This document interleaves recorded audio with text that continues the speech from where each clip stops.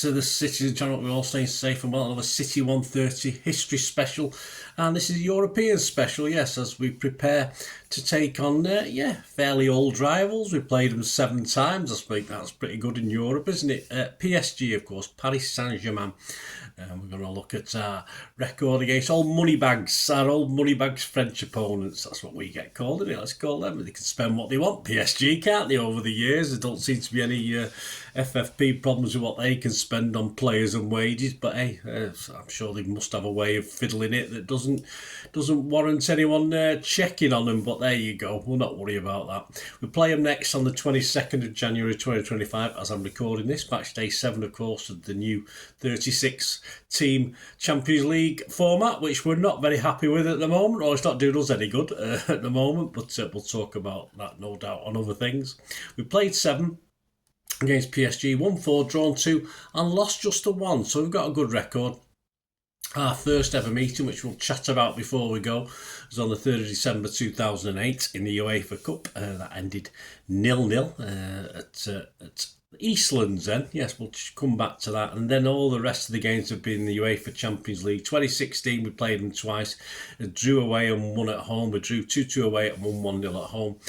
April 2021. And early May 2021, we lost away 2-1 but won at home 2-0. And of course, most recently was September and November 2021, where we lost away for the first time ever to PSG, and then we beat them at home 2-1, of course. Their home ground, as we know, is the Parc, I think it's called the Parc des Princes. It's the Parc des Princes, but the Parc des Princes, and this is the 3rd version of this ground. And the stadium is legally protected. It's a legally protected icon of French architecture. There you go. The inauguration of the Parc des Princes took place on the 25th of May 1972.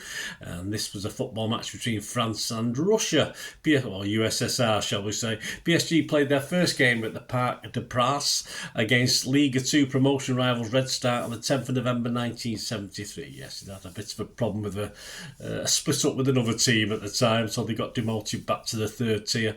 And PSG returned to Liga 1 and officially moved into the stadium in 1974. November 2013, PSG reached an agreement with the Paris City Council, owner of the ground, to extend their stadium lease for a further 30 years until 2043, based on fixed rent plus a variable share of the income. I think they're trying to buy it at the moment for some ridiculous amount of money as well. It's amazing what I just don't know how they get away with it. About 150 million or something. Ridiculous. Anyway, PSG then completed a 3-year, €75 million upgrade of the ground ahead of the UEFA 2016 in France. UEFA competition 2016 in France. Hospitality capacity went from just 1,200 to 4,500. New substitute benches, spacious modern changing rooms, warm-up areas, treatment rooms, etc. installed.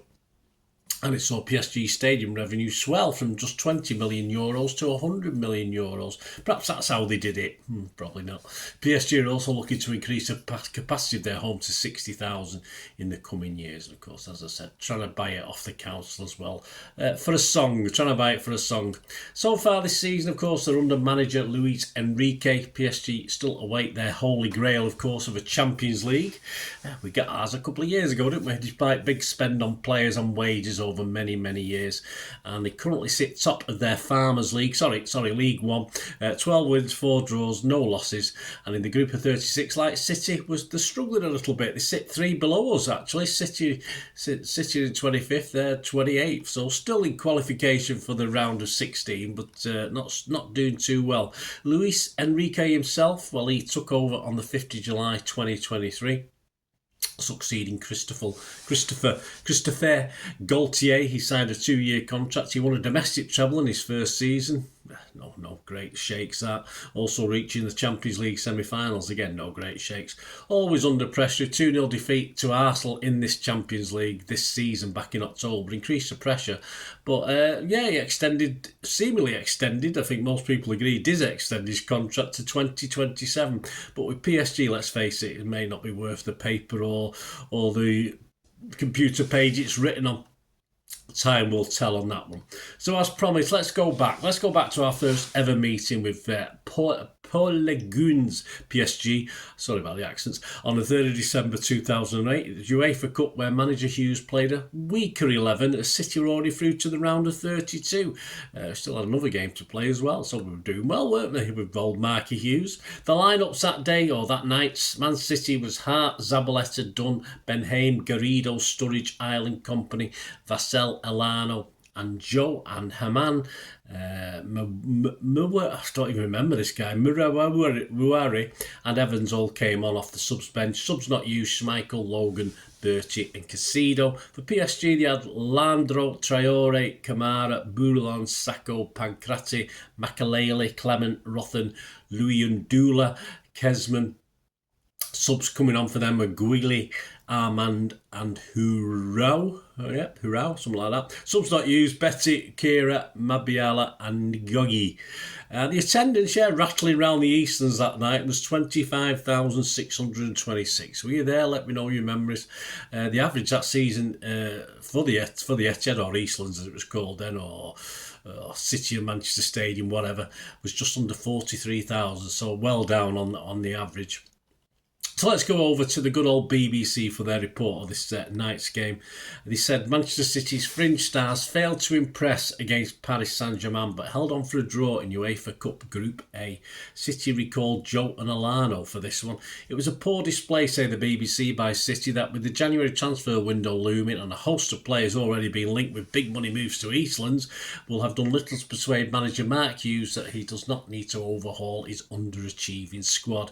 In the absence of the injured Rabin and Sean Wright-Phillips, Joe, who was not scored since the end of September, and Elano, who recently vented his frustration over his lack of recent first-team opportunities, probably had the most to prove. Elano began brightly and City should have taken the lead when he slid Sturridge clear inside the first 5 minutes, but the teenager striker's first touch was far too heavy and Landro came out to block before saving Elano's follow-up.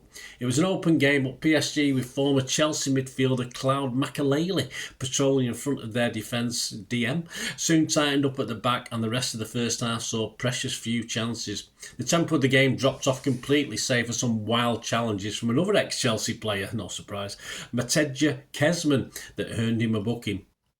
By now, Elano's passes were only finding the opposition, and Joe had become an ineffective presence up front. Sensing City's lethargy, PSG began to grow in confidence, and it took a timely tackle from Ty Benhaim to deny Kesman after Luyendula broke free down the right.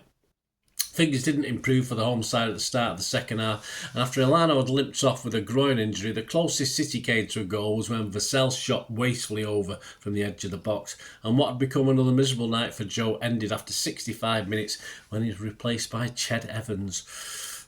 PSG came to Manchester bottom of the group and badly in need of a win, but they remained more cautious and cavalier till the last 20 minutes when the first choice strikers Haru and Ludovic Guili both came off the bench. That was a cue for the visitors' best spell of the match, and they could easily have snatched a late winner.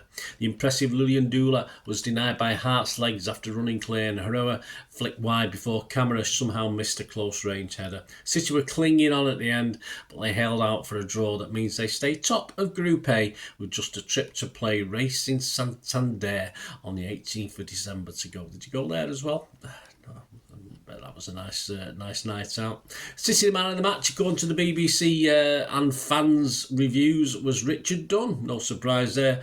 We lost in Spain against Santander 3-1, but we did, of course, eventually make it through to the quarterfinals, where we heroically went out, of course, to Hamburg. So there you go, the first ever time we played competitively against PSG. Not that we had much chance before that, as they were only created about 1970, weren't they? But hey, there you go. Who knows?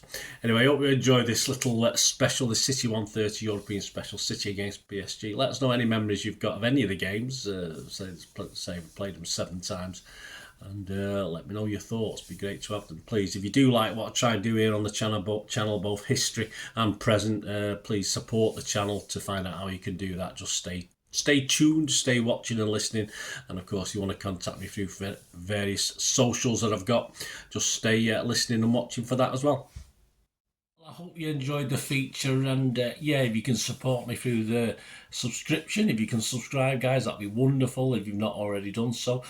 We do actually have memberships at the moment, just 99p a month, so you get access to all my City stuff, including all the history vlogs, dozens and dozens not been published yet that you get immediate access to, and every time I do a edit and do a vlog, you get immediate access to it as well. So you can have a copy of scripts as well if you want any hard copy of the sort of things I do on matches and teams and managers and players, etc, etc. So if you can join the membership, that'd be wonderful. We do have sponsors at the moment. PSG are our current sponsor. They have a little eBay shop, so if you check in the comments section, there's a link there to the shop. They sell movie posters from the 90s and 2000s. They sell DVDs, some classic Hollywood movies, some classic foreign language ones.